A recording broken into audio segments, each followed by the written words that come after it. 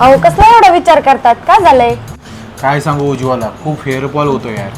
काय करावं काय समजा नाही.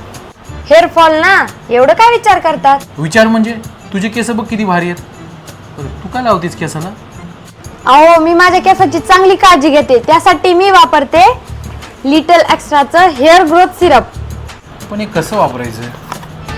चला मी तुम्हाला दाखवते.